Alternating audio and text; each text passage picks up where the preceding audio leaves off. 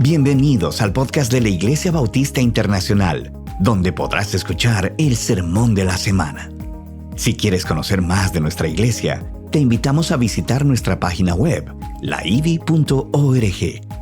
Oramos que el Señor hable a tu corazón y ministre tu vida a través de este mensaje.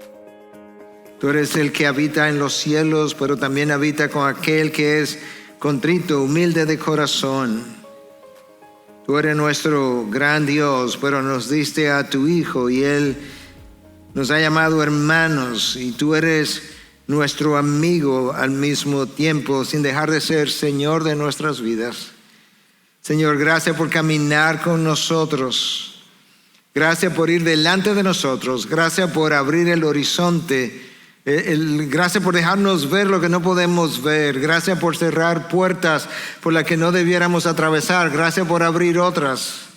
Gracias por bendecirnos. Gracias por corregirnos. Señor, cuando tú nos corriges, nos ama tanto como cuando tú nos envías otro tipo de bendición. Gracias por ser la provisión de todos los días, la provisión del alimento físico, pero especialmente la provisión del alma.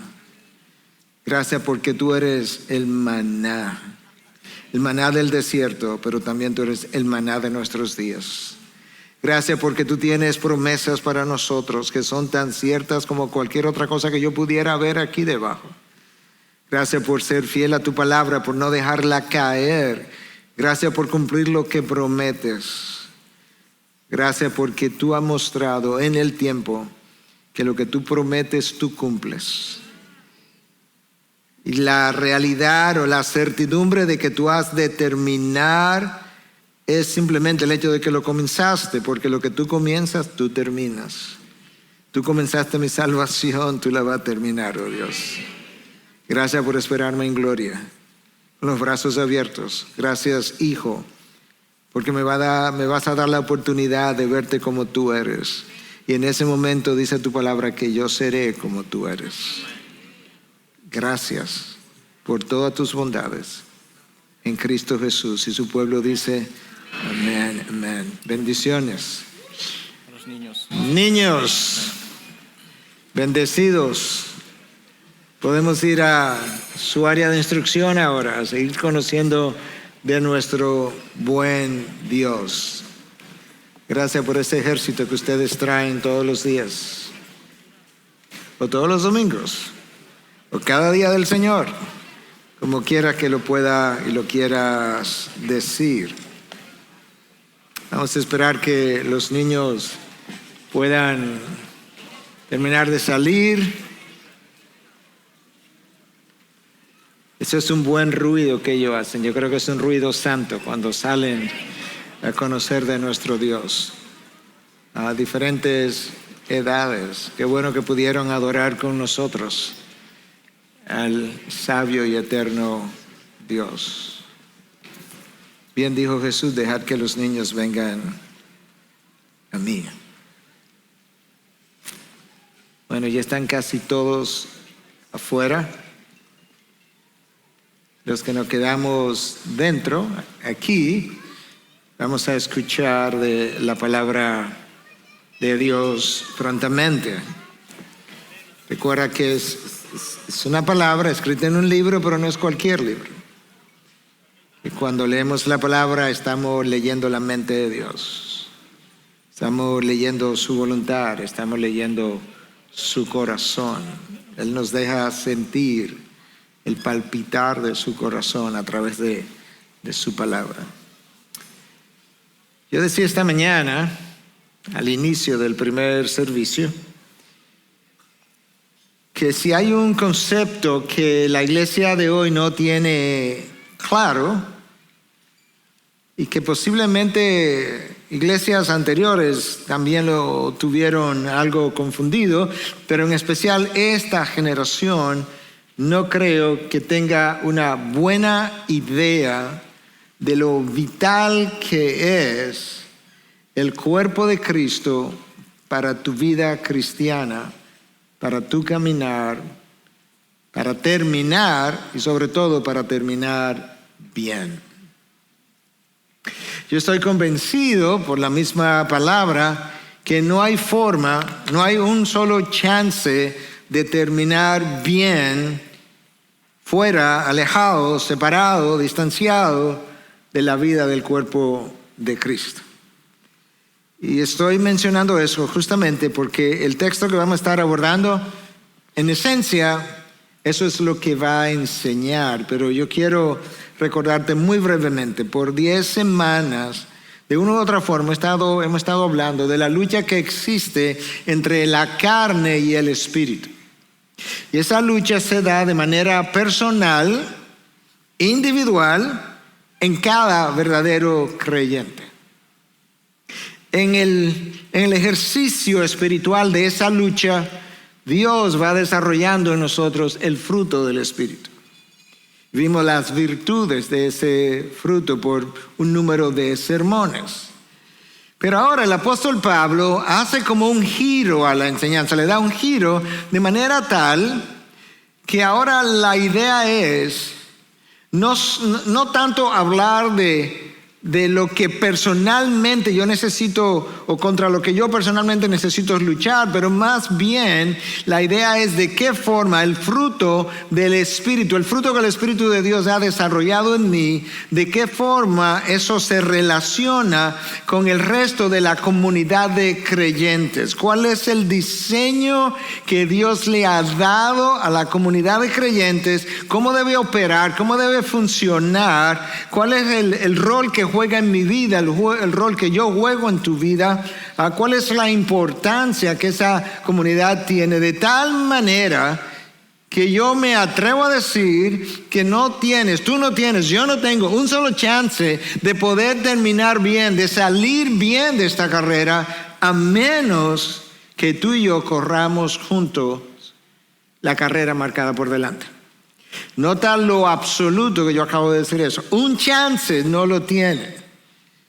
Y la razón es que no solamente mi debilidad y tu debilidad, es que aquello que tiene un diseño a los ojos de Dios tiene una razón, y tiene una razón porque no puede funcionar bien de otra manera. De tal forma que lo que vamos a ver en el día de hoy es justamente eso que yo acabo de mencionar o de explicar, y lo vamos a ver a partir de Gálatas 5:26. Yo mencioné la semana pasada que Gálatas 5:26 debiera estar en Gálatas 6, que es un versículo que debieron haberlo movido al próximo capítulo porque es ahí donde mejor encaja. Y con eso yo quiero que leamos entonces juntos ese texto, comenzando en Gálatas 5:26 hasta 6:5. Esta es la palabra de Dios. No nos hagamos vanagloriosos, provocándonos unos a otros, envidiándonos unos a otros. Hermanos, aun si alguien es sorprendido en alguna falta, ustedes que son espirituales, restáurenlo en un espíritu de mansedumbre, mirándote a ti mismo, no sea que tú también seas tentado. Escucha, lleven los unos las cargas de los otros y cumplan así la ley de Cristo. Porque si alguien se cree que es algo no siendo nada, se engaña a sí mismo.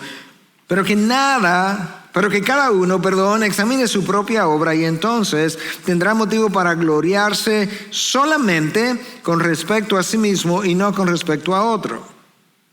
Porque cada uno llevará su propia carga.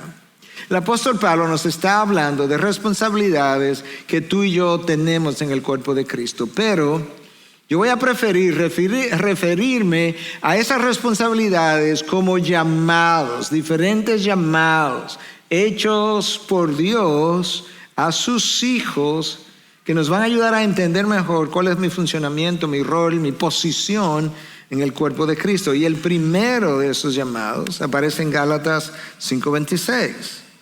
Y es un llamado a la humildad frente a mis hermanos, especialmente cuando el fruto del Espíritu ha sido desarrollado en mí. Escucha ahora el texto y la explicación. No nos hagamos vanagloriosos, provocándonos unos a otros, envidiándonos unos a otros. Es un llamado a no enorgullecernos. Dado el contexto inmediato, el contexto anterior del fruto del Espíritu, Pablo parece estar enseñando, hermanos, cuando el fruto del Espíritu se haya desarrollado en ti, o alguna cualidad esté en ti que quizá no está presente en algún otro, o está presente pero en menor grado, no te enorgullezca de lo que tú tienes, de lo que tú has recibido y que él no tiene o no ha recibido todavía.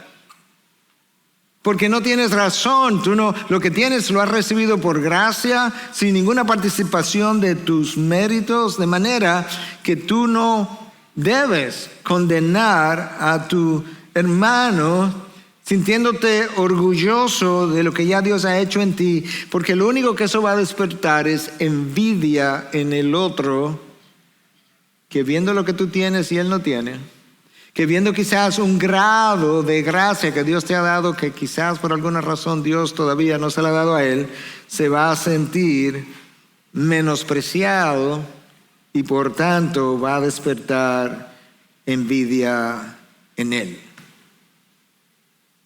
Si Dios te ha dado paciencia, y eso es una virtud del fruto del Espíritu, entonces tú necesitas tener paciencia con aquellos que no la tienen todavía. Y por eso decía que este es un llamado a la humildad. Este es un llamado en el contexto del fruto del Espíritu a cómo comportarnos dentro de la comunidad de creyentes.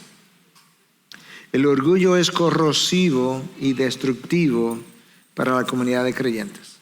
Corrosivo y destructivo. De hecho, es incongruente que personas indignas, personas no dignas de recibir lo que hemos recibido por gracia de parte de Dios, podamos sentir algún grado de orgullo por algo que exhibimos, que Dios ha cultivado en nosotros, que el Espíritu de Dios ha hecho brotar en nosotros, sin ninguna participación de mi esfuerzo o de mis méritos. Y Pablo está diciendo, hermanos, no te enorgullezca cuando vea esto y mires a tu hermano, lo vamos a ver todavía un poco mejor más tarde. Pero por otro lado, la humildad permite desarrollar la fortaleza que tú y yo podemos alcanzar como comunidad de creyentes cuando funcionamos como un entramado en unidad, de tal forma que el poder de Cristo pueda ser perfeccionado en nosotros. Para funcionar como una sola unidad, independientemente de que seamos decenas, cientos, miles o millones a lo largo del mundo. Ese es mi primer llamado, a no enorgullecerme de esto que Dios ha hecho en mí, frente a mis hermanos, que lo va a provocar a envidia. Mi segundo llamado es restaurar al hermano que tropieza o cae mientras corre.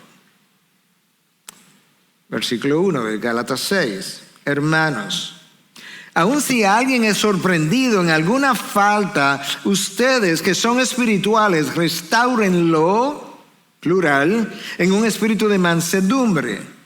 ¿Cómo? Mirándote a ti mismo. No sea que tú también seas tentado. Te voy a leer la Nueva Traducción Viviente, porque como que le da algún color extra para ayudarnos como a saborear mejor o entender mejor, o quizá animarnos mejor a lo que este texto está tratando de enseñar. 6.1, Nueva Traducción Viviente. Amados hermanos, si otro creyente está dominado por algún pecado, ustedes que son espirituales deberían ayudarlo a volver al camino recto con ternura y humildad. Y tengan mucho cuidado de no caer ustedes en la misma tentación. ¿Notaste cómo comienza el versículo primero? Hermanos, de manera que Pablo está hablando a personas en quien se supone que mora el Espíritu Santo y que por tanto somos hermanos en Cristo. Y no le está hablando a un grupo en particular, les está hablando a todos, a una comunidad de creyentes que tienen la obligación de honrar el Evangelio por medio del cual ellos fueron salvados y que tienen ahora la necesidad de terminar bien la carrera precisamente para honrar el llamado que Dios les ha hecho o nos ha hecho. Y la responsabilidad de que terminemos y terminemos bien es de todos, como comunidad, no de los líderes, no de un grupo, de todos. Por tanto, cuando veas a un hermano que no está caminando bien o corriendo bien, nosotros que hemos recibido el Espíritu tenemos la obligación de hacer algo por ese hermano que se ha tropezado.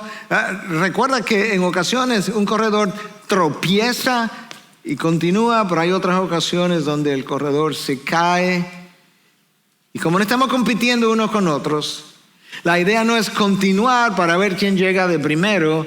La idea es devolvernos y levantar al hermano caído para que pueda volver a correr. La pregunta es, ¿quién debe hacer eso? El texto dice, los que son espirituales, los que son más maduros, los que tienen más tiempo en la fe, los que tienen más experiencia y sabiduría. Nota que ese trabajo no es solamente de pastores o de ancianos o de diáconos, de cualquier persona. De hecho, cuando Pablo explica qué es lo que tenemos que hacer con ese hermano o hermana, nota el verbo, restáurenlo. ¿Quiénes? Está en plural el verbo, restáurenlo. ¿Quiénes? La comunidad de creyentes. Y en especial aquellos que quizás por cierto grado de sabiduría o algo que Dios haya hecho en su vida ya en años anteriores, está mejor capacitado para ir y darle una mano y levantarlo. Pablo no solamente explica quiénes deben hacerlo, pero explica cómo debemos hacerlo. Debemos hacerlo con mansedumbre, en un espíritu de mansedumbre, no de forma airada, no de manera sarcástica, no de forma vergonzosa, no de manera condenatoria. Escucha algo sumamente breve que Agustín, conocido como San Agustín en ciertos círculos, en el siglo IV, nació en el IV, murió en el V, entre el siglo IV y V, comentando sobre este versículo de Gálatas 6:1, lo que él dice. Agustín dice que la mejor prueba de la espiritualidad de una persona es el trato que él le da al pecado de otro. La mejor prueba de espiritualidad de una persona es el trato que él le da al pecado del otro. Comparemos la falta de misericordia de los fariseos con la gracia escandalosa de Cristo. Creo que hay un libro mencionado en el primer servicio llamado de esa manera, no lo he leído, pero creo que he visto el título, Gracia Escandalosa, y ciertamente la gracia que Cristo exhibió hacia una mujer samaritana, hacia una mujer que ha sido encontrada en el mismo acto del adulterio, hacia publicanos, fue un escándalo en su tiempo, y por eso le he llamado también, frente a la gracia de Cristo, gracia escandalosa. Aquellos de nosotros que hemos recibido gracia en abundancia, debiéramos devolver con gracia y mansedumbre, nunca con un espíritu de superioridad. Y el versículo 1 me ayuda a entender no solamente el espíritu con el que yo debo hacerlo, que es un espíritu de mansedumbre, sino el cuidado con el que debo hacerlo, porque mirándote a ti mismo, no sea que tú también seas tentado. Yo tengo que mirarme a mí mismo, porque yo mismo, no estoy hablando en términos figurativos, Miguel Núñez, yo mismo he pecado. Yo mismo he sido perdonado cientos de veces. Yo mismo he recibido gracia de parte de Dios, comenzando con mi salvación. Yo mismo he sido restaurado y vuelto al camino, y tú también. Yo mismo tendré que ser perdonado en un futuro cercano. ¿Qué tan cercano? Esta tarde. Porque Dios renueva sus misericordias todos los días sobre nosotros. Y si no, ya hubiésemos sido consumidos. Yo mismo he recibido la palabra de la reconciliación para ayudar a reconciliar al hombre con Dios. en quien estaba Cristo y Cristo estaba en Dios, o Dios en Cristo, reconciliando al hombre consigo mismo, no contando a los hombres sus transgresiones, y ahora nos ha dado la palabra de la reconciliación para que yo pueda ir y hacer exactamente lo mismo. Entonces yo tengo que mirarme a mí mismo y tengo que tener el cuidado, no sea que yo mismo sea tentado. Por eso es que el apóstol Pablo, cuando escribe a los Corintios, le dice: aquel que se crea que está firme, cuídese de que no caiga.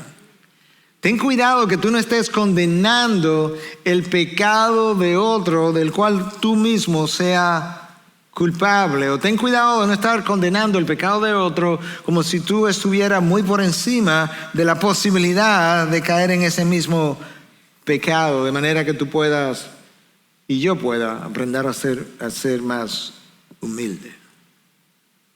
Entonces, eso es lo que tengo que hacer con mi hermano que ha tropezado o se ha caído. Tercer llamado: a ayudarnos mutuamente para aligerar las cargas los unos a los otros. Versículo 2. Lleven los unos la carga de los otros y cumplan así la ley de Cristo. Es en este versículo donde vamos a pasar la mayor cantidad de tiempo. La premisa en este versículo que acabo de leer es que todo el mundo tiene algún tipo de carga. Esa es la premisa. Y que por consiguiente, tú y yo necesitamos ayudar al otro a llevar su carga, y tú tienes que ayudarme a mí a llevar mi carga. Las cargas son de diferentes tipos, diferentes tamaños, diferentes circunstancias, de diferentes formas, de diferentes colores. Permíteme comenzar conmigo para que tú puedas ver de qué manera ustedes me han ayudado a llevar mis cargas. Algunos me han ayudado a ministrar al cuerpo de Cristo. Lo vimos esta mañana aquí arriba, pero ocurre a lo largo de toda la semana. Otros me han ayudado orando por mí. Me lo dicen, me lo escriben, me lo recuerdan. Otros me han animado. Otros me han ayudado con cosas muy grandes y otros con cosas muy pequeñas, igualmente importantes. Otros me han señalado faltas de ustedes. Oh, pastor, ¿y usted también tiene faltas? Pregúntale a mi esposa. O mejor no le preguntes. Algunos me han ayudado señalándome faltas. Otros me han alentado, me han animado, me han consolado. Otros me han escuchado. Y al escucharme me han permitido, han servido de confidentes y me han descargado. Otros me han ministrado al hablarme. Otros me han ministrado al cantar múltiples veces. Se lo he comunicado. No lo digo como un cliché. Dios le ha usado para ministrar a mi alma. Otros me han levantado. Otros me han servido de asistentes oficialmente o extraoficialmente. Otros han visto mis lágrimas y hasta las han compartido. Otros incluso se han atrevido, en el buen sentido, a cuidar de mi salud y hasta cuidar de mi dieta.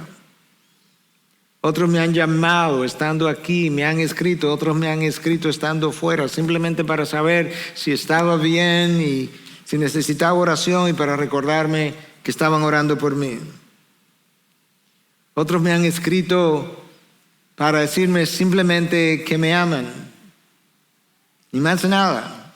Pastor, le escribo simplemente para que sepa que yo le amo mucho. Y todos lo que han hecho, lo han hecho, así lo he recibido como una expresión del amor de Cristo a través de una comunidad de creyentes. Absolutamente todo. Pero entre nosotros hay algunos a quienes le falta dominio propio y tienen arranques de ira. Entonces alguien con el espíritu manso, de mansedumbre, tiene que acercarse y ayudarle a ver un poco de cómo es que luce la mansedumbre y al mismo tiempo, además de modelarle por lo manso que es, confrontar su falta de dominio propio. Otros tienen enfermedades crónicas, que son una carga. Otros no tienen enfermedades crónicas, pero tienen un hijo, tienen una hija, tienen una madre con enfermedades crónicas o con un nuevo diagnóstico pesado, y alguien tiene que ir a su lado y tiene que consolarle, tiene que orar con él o con ella, tiene que continuar con él o con ella. Otros han perdido seres queridos. Seres queridos a veces que es un padre o una madre, a veces en un periodo de 20 días. Aquí adentro. En los últimos meses. Y esa persona sentarse conmigo hace unos días atrás a decirme cómo el cuerpo de Cristo estuvo ahí, cómo le fortaleció, cómo le consoló, cómo oró con él. Y ¿sabes lo que más gozo me dio? Que lamentablemente por diferentes razones, que este no es el momento para hablarlo, pero lo hablamos él y yo no estuve ahí en el momento de lo ocurrido, y él me decía: pastor, no se preocupe, la iglesia estuvo. Y eso es algo que me llenó de gozo, porque yo creo que esa persona ha entendido que esto es una responsabilidad de todos, y cuando 1 o 2 o 3 van, la iglesia ha ido.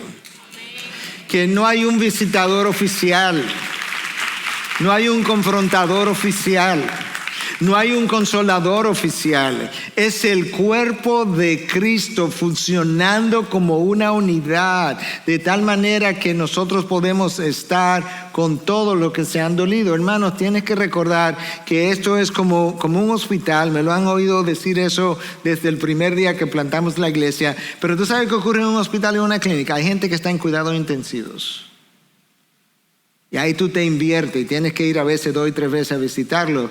Estoy hablando ahora en sentido literal, pero luego tú puedes hacer la comparación con la iglesia. Pero esa gente que está en cuidado intensivo no se queda ahí, ellos salen.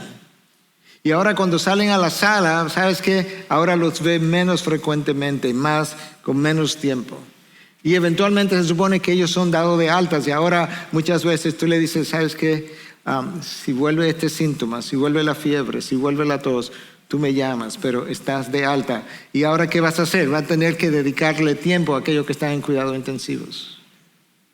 Pues de esa misma manera necesitamos vernos, que muchas veces la ausencia de un lugar o de una persona implica la presencia en otro lugar y con otra persona. Hay otros que tienen cargas pesadas por pecados del pasado, culpas pesadas. Alguien en mansedumbre, con humildad, tiene que acercarse. No solamente poner sus brazos debajo de las cargas, pero al mismo tiempo ayudarle a llevarle al arrepentimiento por esos pecados que han cargado su alma y que le han pesado. Otros se han sentido solos y necesitan quien le acompañe. En fin, la idea es que tú y yo no podemos terminar bien. No hay manera, no tienes un chance de terminar bien, a menos que estés involucrado con el cuerpo de Cristo y el cuerpo de Cristo forme tu soporte. La Biblia está llena de personas que no terminaron bien. Terminaron, lo veremos en gloria incluso, pero no terminaron bien. No podemos pensar que David terminó bien cuando su familia quedó destruida. Y así podemos hacer una larga lista de personas que no terminaron bien. Esa es la razón por la que Hebreos 10:25 dice: no dejando de congregarnos como algunos tienen por costumbre. Aparentemente, aún en la iglesia primitiva, había algunos creyentes ya en quienes moraba el Espíritu Santo que se habían dado a la costumbre de no estar presente en el cuerpo de Cristo. Y Pablo, porque no sabemos quién lo escribió, y nos dice: sino exhortándonos unos a otros. Eso no se hace en ausencia, y mucho más al ver que el día se acerca. Hay una responsabilidad de exhortación, pero para yo poder exhortarte, tengo que verte, tengo que estar contigo, tú tienes que estar conmigo. Y mucho más en la medida en que el día se acerca. Los días se han ido poniendo cada vez más difíciles. El Nuevo Testamento está lleno de pasajes que hablan de eso, de lo que se supone que unos a otros significan y representan, y todo lo que hacemos es en amor y por amor. El amor por el hermano debería llevarnos en ocasiones a amonestarnos, pero en otra ocasión, a amonestarle, pero en otras ocasiones debe llevarnos a motivarlo. Escucha lo que dice Pablo a los tesalonicenses, primera carta 5:11. Por tanto, alentaos los unos a los otros y edificaos el uno al otro, tal como lo estáis haciendo. La tarea de alentarnos no es de los líderes, de los pastores, de los ancianos, de los diáconos, es de todos. La mayoría de los pasajes, la inmensa mayoría de los pasajes, a lo largo de toda la Biblia, la responsabilidad es de todos en lo que es el pueblo de Dios. Hay contados pasajes, subraya la palabra contados, hay contados pasajes donde la responsabilidad se le asigna a pastores o diáconos. El resto es una responsabilidad de todos. En el lenguaje original, este mandato que está aquí de alentarnos unos a otros está en el presente continuo, lo que implica que esa acción de alentarnos, de edificarnos, debe ser algo continuo. Y eso implica animar, motivar. Y dada nuestra condición caída y el mundo en que nosotros vivimos, nosotros estamos en necesidad continuamente de ser alentados y exhortados. Nosotros vivimos en días difíciles. Nosotros tenemos una lucha continua contra Satanás, y si lo dejas a un lado, tú y yo tenemos una lucha continua de la cual hablamos entre la carne y el espíritu. Yo no necesito ahora que otra carne venga y me trate de hundir y de condenarme. Yo necesito que me alientes. Yo necesito que me corrijas cuando lo necesites. Yo necesito que me motives cuando necesito ser motivado. Pablo le escribió a los romanos y en 15:1 le dice que los más fuertes debieran sostener a los más débiles. La premisa es que en una iglesia hay gente fuerte y gente débil, y que los fuertes han de constituirse la fortaleza de los débiles.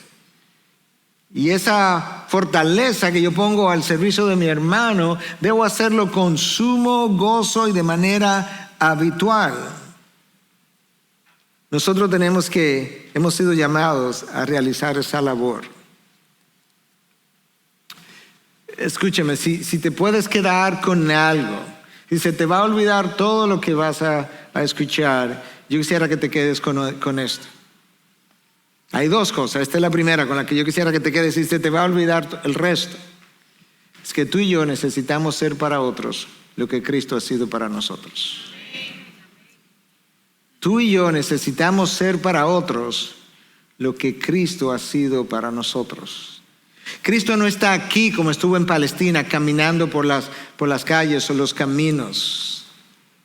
De tal manera que tú y yo somos los pies y las manos de Cristo en el interín. Cristo hace cosas todos los días y muchas, pero ¿sabes qué? Las hace a través de seres humanos que Él ha colocado en una iglesia local. En la enorme mayoría de las veces la hace a través de otros. Dios hace cosas a través de su palabra, pero resulta que su palabra la predica a alguien, la enseña a alguien, la expone a alguien. Y Cristo usa medios naturales con poder extraordinario por el Espíritu que vive en nosotros para hacer su trabajo, de manera que la palabra nos llama a alentarnos los unos a los otros. Y algunas iglesias se tomaron esta responsabilidad muy seriamente. Una de esas iglesias fue la iglesia de Tesalónica, que ustedes me han oído decir 1000 veces que para mí es la iglesia modelo en el Nuevo Testamento. Porque esta es una iglesia que cuando recibió la palabra de Dios, la recibió por lo que verdaderamente es y no como la palabra de los hombres. Eso fue lo que hizo la diferencia. Y en esa iglesia a esa iglesia que Pablo le está diciendo, por tanto, alentaos los unos a los otros y edificaos el uno al otro. Pero escucha esta frase, no la puede pasar por alto. Tal como lo estáis haciendo, están caminando bien, sigan caminando igual. ¡Wow! Que Pablo pueda pasarle revista a la iglesia de Tesalónica y decirle esta vez, están caminando bien No tengo ninguna corrección, no tengo ninguna instrucción. Sigan haciendo lo que están haciendo. Al final de esa carta, yo te leí 5:11 de 1 Tesalonicenses. Ese es como el final de la carta. Pero un poquito más abajo, en 5:14, oye lo que Pablo hace. Pablo le ayuda a entender a ellos y ahora nos está ayudando a entender a nosotros que en una iglesia como esta hay diferentes grupos, en diferentes estadios, en diferentes condiciones emocionales y espirituales. Entonces escucha la recomendación en 5:14 de 1 Tesalonicenses. Les exhortamos, hermanos, que amonesten a los indisciplinados. Ese es un grupo. Hermanos. O sea, que estos son hermanos indisciplinados. Corrígelos, amonéstalos. Que animen a los desalentados. Eso es otro grupo de hermanos también. Que sostengan a los débiles. Eso es un tercer grupo. Pero esta frase final es la que a mí más me gusta. Y sean pacientes con todos. O sea, con el indisciplinado. Claro, tú piensas que tu vida ha sido disciplinada desde que el momento que naciste de nuevo hasta ahora. Y Dios ha sido paciente contigo. ¿Y a ese qué vas a hacer con ese? Bueno, tú lo vas a amonestar. Y la amonestación es una bendición. Porque la misma acción de reprensión es una bendición. Dejar que el hermano sufra la suerte de la indisciplina no es amar al hermano. El Señor amonestó a Pedro y amonestó a Juan y Jacobo que querían hacer llover fuego del cielo. Y amonestó a otros seguidores de él, a otros discípulos. Decía uno de los puritanos del pasado que cuando tú no dices nada y permite que tu hermano permanezca en su pecado, eso es cometer homicidio contra su alma. Ver el pecado de tu hermano y no decir absolutamente nada es cometer homicidio contra su alma. No, pero que yo no soy pastor para hacer eso. No, espérate. El pasaje de Mateo, el pasaje de Mateo 18, que habla de disciplina, dice, si tu hermano peca, ve y busca un pastor. No, ve y repréndelo a solas. Eso es una responsabilidad de todo el cuerpo de Cristo. El cuidado de los miembros del cuerpo de Cristo fue entregado a todos los miembros del cuerpo de Cristo. Entonces a los desalentados tú no los amonestas, tú los animas a que perseveren en la carrera marcada por delante de cada uno de nosotros hasta entrar a los cielos. Y a los débiles, pues no lo va a amonestar, tú lo vas a sostener. Lo va a sostener en la fortaleza que Dios te ha dado y le va a dejar saber que es Cristo que lo está haciendo, pero lo está haciendo a través de ti. Pero al final del camino tú y yo necesitamos ser pacientes con todos, porque esa es tu responsabilidad, esa es mi responsabilidad. Eso como el texto del versículo 2 que leí lo dice, déjame leerlo otra vez. Lleven los unos las cargas de los otros. Los unos vamos a llevar las cargas de los otros. Los otros van a llevar las cargas de los unos, por así decirlo. Y mira cómo el texto termina. Y cumplan así la ley de Cristo. Hablamos sermones atrás de lo que era la ley de Cristo. Muchos entienden, yo lo entiendo igual, que la ley de Cristo no es más que el resumen de los 10 mandamientos en 2 que Cristo hizo y nadie más podía hacerlo. El más grande mandamiento es que ames a Dios con toda tu alma, toda tu mente, toda tu fuerza, todo tu corazón. Segundo mandamiento, ama a tu prójimo como a ti mismo. En eso se resume toda la ley y los profetas. Esa es la ley de Cristo. De manera que Pablo nos está diciendo, si tú quieres cumplir con la ley de Cristo, hay una sola forma de hacerlo, no 2.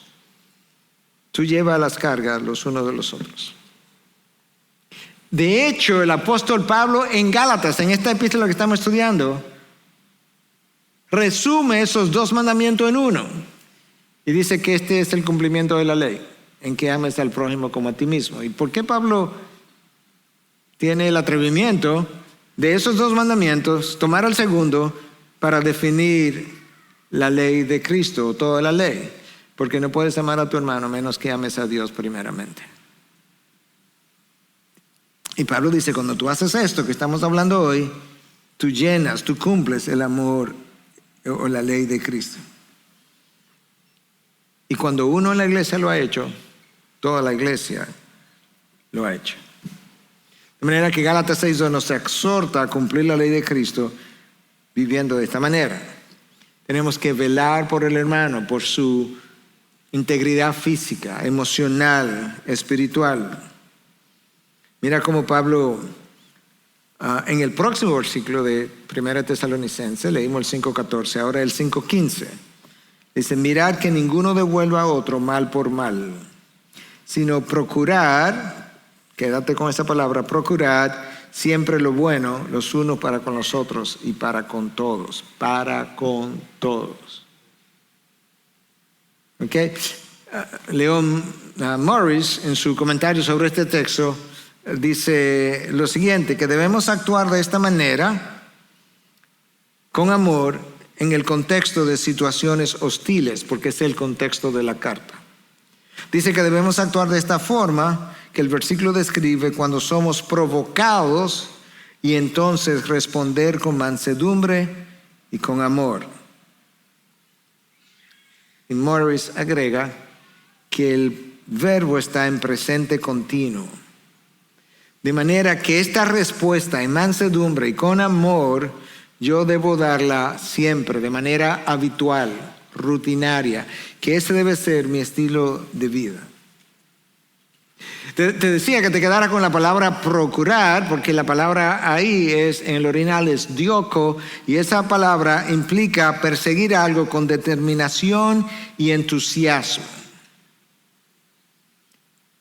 Perseguir algo con determinación y entusiasmo. Entonces, permíteme tomar esa idea de la palabra original dioko, determinación y entusiasmo, con el resto de la idea que ya explicamos, que esto tiene que ver con situaciones difíciles y que tiene que ver con la mansedumbre que yo expreso.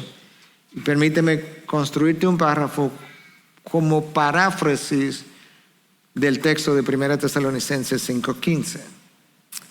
Mirad que ninguno pague mal por mal, sino perseguir con determinación y entusiasmo el hacer lo bueno todo el tiempo, aún en medio de la dificultad y en medio de la hostilidad contra vosotros, y que eso se constituya en vuestro estilo de vida. ¿Se entendió o lo repito otra vez? Ok, gracias. Pues yo quería, pero no me atrevía. Pero como vamos a llevar las cargas los unos a los otros, entonces tú me estás ayudando. Mirad que ninguno pague mal por mal, sino perseguir con determinación y entusiasmo. Ese es el significado de dioko ahí, de procurar. Perseguir con determinación y entusiasmo el hacer lo bueno. ¿Cuándo? Todo el tiempo. Pero, ¿cómo así todo el tiempo? Aún en medio de la dificultad y en medio de la hostilidad. Contra ti va a hacer lo bueno y lo va a hacer con determinación y entusiasmo.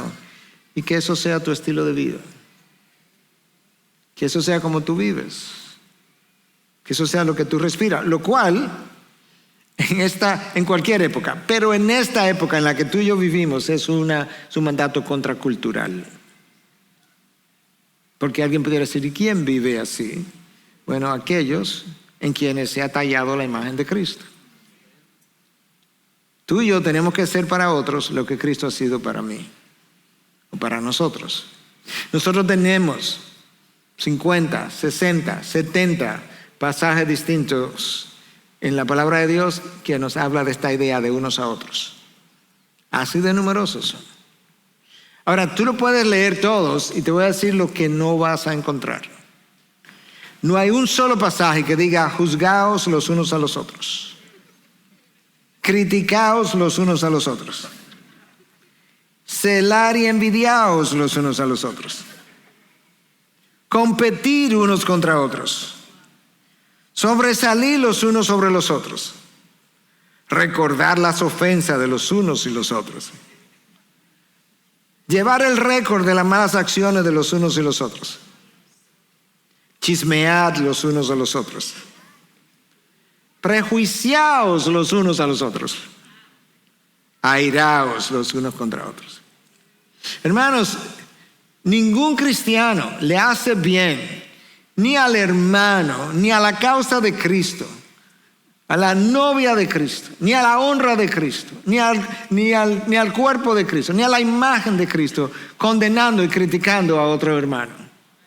Ni de esta iglesia ni ninguna iglesia. ¿Qué hace la gente en internet, en Twitter, condenando hermanos de otra iglesia, pastores de otra iglesia? Esa iglesia tiene un dueño y señor. Él se encargará de hacer esas cosas. No nosotros, no tú. No podemos ser un ejército que le dispara a sus propios heridos. Imposible, eso no lo hace ni siquiera las fuerzas de los hombres cuando van a la batalla. Me encanta la frase de lema de los ejércitos norteamericanos: ningún hombre dejado atrás. Si nos vamos a retirar, nos llevamos nuestros heridos, si es posible nos llevamos nuestros muertos también. Nadie es dejado atrás. Quizás una de las actitudes más importantes en de llevar las cargas y servirnos unos a otros es justamente eso, servirnos unos a otros. Cristo dijo que Él no vino a ser servido, sino que Él vino para servir. Y luego lo mostró, lo modeló en el aposento alto horas antes. Fue, lavó los pies de los discípulos, del amo a los siervos.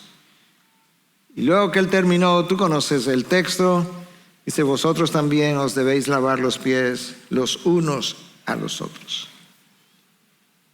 La actitud de servicio es parte de lo que caracteriza a un verdadero discípulo y un siervo. Y un siervo rinde su servicio no para ser reconocido, sino simplemente porque los siervos sirven donde Dios lo coloque. El servicio no siempre nos hace sentir cómodo. Hay servicios que intimidan. Cuando yo comencé a predicar y comenzaba a predicar, la predicación me intimidaba, pero yo seguí predicando. Ya hoy es otra cosa.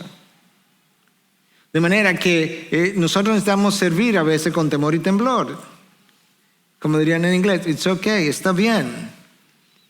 Pero en la medida que lo haces para complacer a Cristo, Cristo te va a ayudar y va a comenzar a sentirte cómodo. La palabra de Dios nos llama a servir continuamente.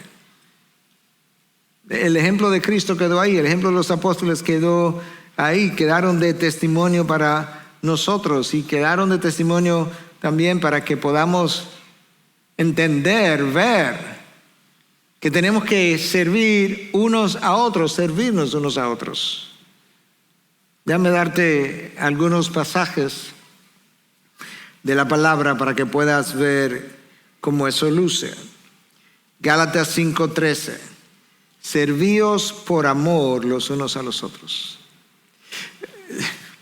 La frase por amor no está ahí por accidente. Es que no es servíos por responsabilidad. No, por amor. Que tu motivación al servir sea que tú amas a ese hermano que Cristo compró a precio de sangre y que forma parte de ese cuerpo. Nota que Gálatas 5:13 no dice: pastores, servíos por amor los unos a los otros. No, todos nosotros. Yo soy un pastor, pero yo soy una oveja con necesidades humanas y similares a las tuyas. Primera de Pedro 4:10. Según cada uno ha recibido un don especial, úselos sirviendo los unos a los otros. Nosotros tenemos dones, todos nosotros, dice la palabra de Dios que cada uno de nosotros tiene por lo menos un don. Y Dios dice: sí, yo te lo di, pero te lo di para una sola cosa, no para otra. Es para que puedan servirse unos a otros. Primera de Corintios 12:25, a fin de que en el cuerpo no haya división, sino que los miembros tengan el mismo cuidado los unos por los otros. Los miembros, me encanta esa frase ahí también. Los miembros, no los pastores, los líderes, los diáconos, no. Los miembros que tengan el mismo cuidado los unos por los otros. Esto es una labor de todos. porque la imagen de Cristo se está formando en ti y en mí también. Y como el siervo no es mayor que su Señor, tú y yo estamos mandados, ordenados a servir. El servicio es la manera como tú y yo mostramos que hemos dejado de amarnos egoístamente. Que hemos decidido usar un tiempo que pensaba que iba a ser quizá para descanso y usarlo para servir, como Cristo y los apóstoles hicieron. En un momento dado que estaban cansados, se retiraban a descansar. La multitud apareció y Cristo y sus discípulos cansados, que no habían comido todavía, dice el texto, lo mandó a recostarse para servirle porque ya habían dejado de amarse egoístamente, aunque Cristo nunca lo hizo de esa forma. Cristo, como el buen pastor, siempre olió a ovejas, y nosotros los pastores debiéramos oler a ovejas todo el tiempo. Pero déjame pensar en Cristo, el buen pastor, el pastor perfecto, el que nunca pecó. Como el buen pastor, Él olió a ovejas todo el tiempo. Pero yo entiendo a la luz de la palabra que Cristo asumió que llegado el tiempo, las ovejas lucirían como Él. ¿Entendiste eso? Déjame decirlo otra vez. Es como que Cristo hubiera dicho, ok, ovejas, yo voy a servirle, voy a ministrarle, voy a oler a ovejas, voy a estar entre ustedes todo el tiempo, pero sabes que no pueden seguir luciendo como ovejas, tienen que comenzar a lucir como yo. De manera que la intencionalidad de yo estar entre ustedes, oliendo a ovejas, es que llegado el momento ustedes entonces luzcan como yo. Y ese es el fruto del Espíritu. Y dado el fruto del Espíritu, ahí es donde el servicio comienza a darse de esta manera. El servicio desinteresado es la mejor vestimenta, o es la vestimenta que mejor identifica a las ovejas del buen pastor. El servicio desinteresado es la vestimenta que mejor identifica a las ovejas del buen pastor. El servicio que tiene a los demás como una meta que él quiere llenar. Porque como alguien decía, a veces hay personas que quisieran servir en la iglesia, pero como consultor. En el momento que siempre sea conveniente. En el momento que yo no tenga nada que hacer. Y que sea, bueno, a mi manera. En mi tiempo. Recuerda que no es lo mismo servir que ser un siervo. Servir lo puede hacer hasta el mundo. Y a veces lo hacen muy bien. Te vas a Estados Unidos donde hay una cultura de servicio y la gente está entrenada para servir. Te va a dar servicio al cliente y te dan lecciones de servicio. Sácalo de ahí y pídele que siga sirviendo. Pero el siervo, donde quiera que tú lo pones, él está sirviendo. Y lamentablemente muchas veces hasta en el servicio queremos ser selectivos y tenemos que pedirle a Dios que nos ayude a morir a nosotros mismos, a abrazar la toalla y la vasija, como Él lo hizo para lavar los pies de otros. Pablo nos da la razón por la que nos necesitamos unos a otros en el versículo 3. Porque si alguien se cree que es algo, no siendo nada, se engaña a sí mismo. En otras palabras, si alguien cree que es tan importante, si alguien cree que es tan autosuficiente, si alguien cree que realmente él lo puede hacer solo, yo y Dios solo podemos hacer lo que tenemos, lo que debemos hacer, lo que yo tengo que llegar a hacer, él está autoengañado. Eso no va a ocurrir. Nunca en la vida, jamás, imposible. No es parte del diseño. De hecho, niega lo que la palabra de Dios revela.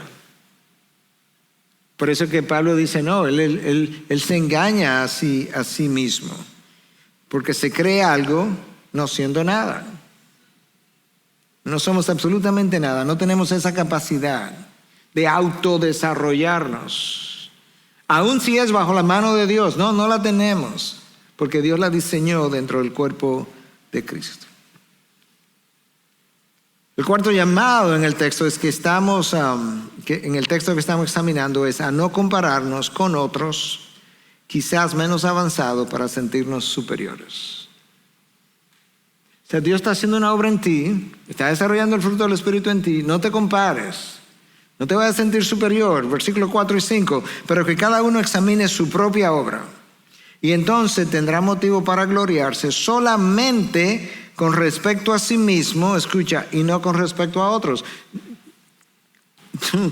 Si tú quieres evaluarte, ok, evalúate lo que tú eres.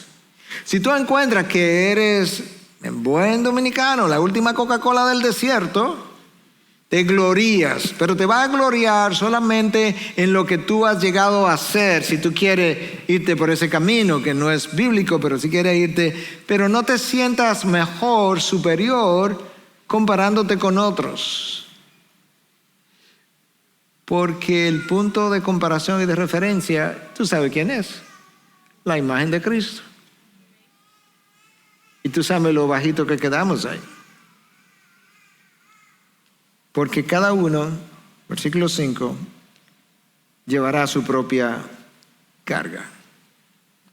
Te diría, bueno, pero eso es como una contradicción, porque ahorita era que lleváramos las cargas los unos de los otros y ahora cada uno va a llevar su propia carga. No, espérate, es que, de hecho, en el original, la palabra carga, en el contexto de llevar los unos la carga de los otros, es una. Y aquí es otra palabra, no voy a entrar en los detalles técnicos. Pero lo que Pablo está haciendo alusión ahora es que si tú te vas a comparar contigo mismo,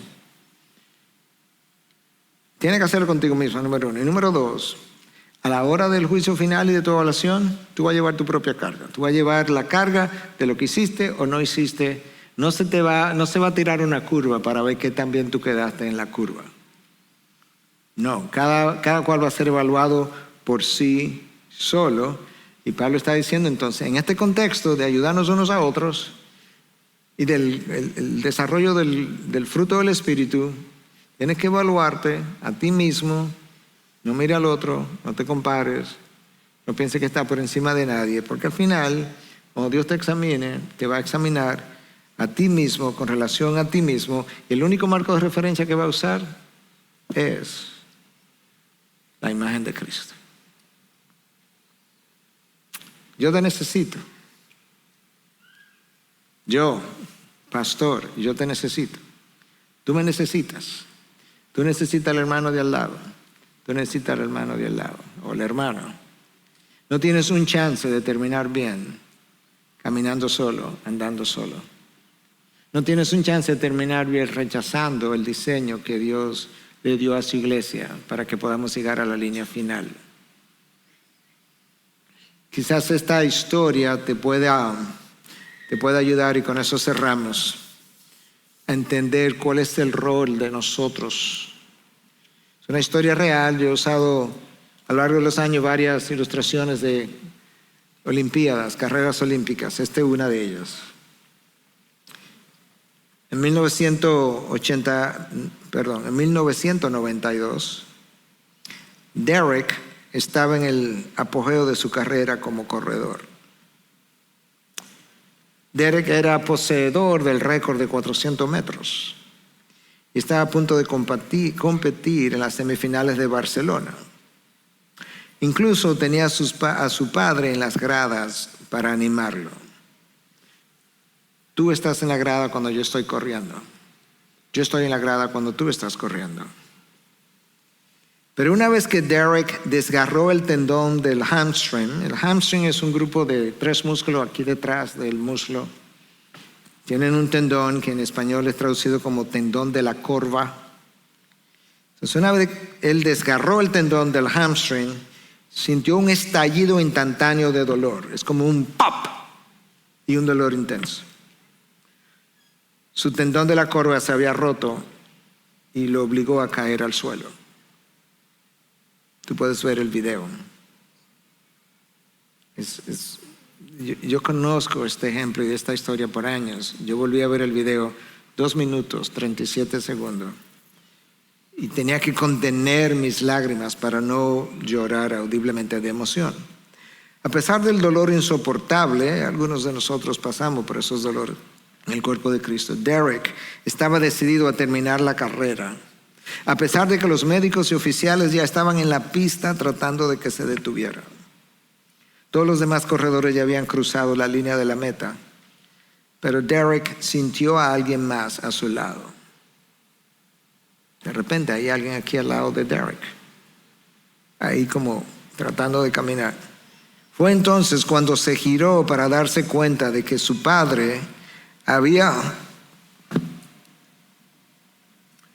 corrido desde las gradas hacia la pista, pasando la línea de seguridad, cuando vio a su hijo caer al suelo. Derek le dijo a su padre que necesitaba terminar la carrera,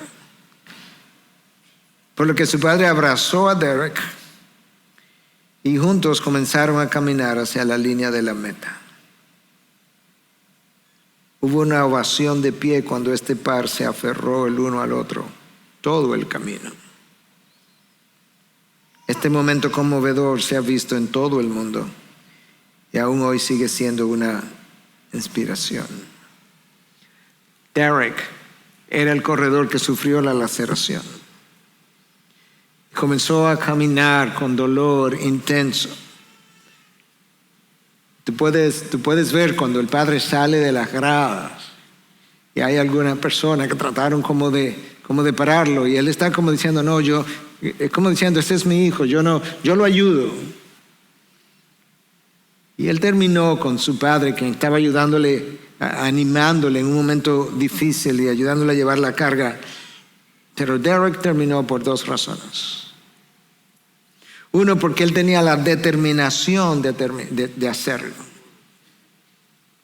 Y tú estás corriendo y tú y yo nos desanimamos, pero nosotros tenemos que desarrollar una determinación que yo tengo que terminar la carrera y quiero terminar bien. Derek terminó de pie la carrera, pero Derek tenía a alguien a su lado que lo ayudó a llevar el peso y a animarlo en uno de sus peores momentos. Tú puedes ver cuando él se da cuenta que su padre cómo lo abraza, comienza a llorar ahí profusamente en los hombros de su padre.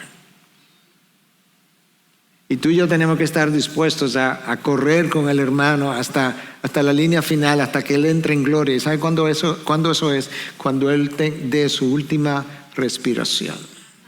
De manera que de cierta forma nosotros como que lo entramos en gloria. Pero sabes que yo no lo entro en gloria, es Cristo en mí que ayuda a esta otra persona a entrar en gloria, porque somos los pies y las manos de Cristo para otros, de tal forma que mi compromiso contigo es hasta que llegue a la gloria.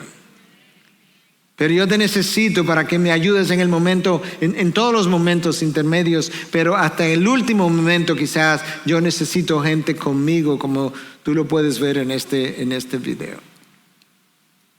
Lo puedes ver de otra manera. Es que yo soy hijo del Padre Celestial, el buen Padre. Y Él envió a su Hijo a correr conmigo, a correr la carrera conmigo. Y Él va a correr conmigo hasta que yo entre en gloria, porque lo que Él comienza, Él termina. Y Él no me va a dejar a mitad. Pero resulta que Él no está aquí en carne y hueso como lo estuvo en Palestina, sino que Él ha desarrollado un cuerpo de creyentes en quienes ha puesto a morar su espíritu. Y ahora de repente ese cuerpo de creyentes son sus manos y son sus pies, de tal forma que nosotros seamos los que caminemos hasta la línea final con aquel que está herido, debilitado, desanimado, porque para eso Cristo nos ha puesto juntos, el uno al otro. Y ese Cristo es tu amigo, y es mi amigo. Y no hay ningún amigo como Cristo. Pero como yo tengo que ser para otros lo que Cristo es, yo, habiendo sido modelado la amistad por Cristo, necesito ser el amigo del otro. Padre, gracias. Gracias por darme un amigo en Cristo como ningún otro. Gracias por darme un Señor y Dios que al mismo tiempo ni se avergüenza de llamarme hermano ni de llamarme amigo. Gracias por tu gran bondad. Gracias, por ejemplo, como el de este corredor, que nos permiten ver algo humano en el aquí y en el ahora y pensar en algo espiritual que tiene que ver con el mundo venidero. En la medida en que nosotros cantamos ahora acerca de este amigo que tengo en Cristo, yo te pido en nombre de ese mismo Cristo que tú puedas tomar lo que vamos a cantar con el elemento visual que vamos a colocar en pantalla, y que tú unas esas dos ideas y nos ministre profundamente, de manera que salgamos cambiados de este lugar. En tu nombre, Jesús. Amén.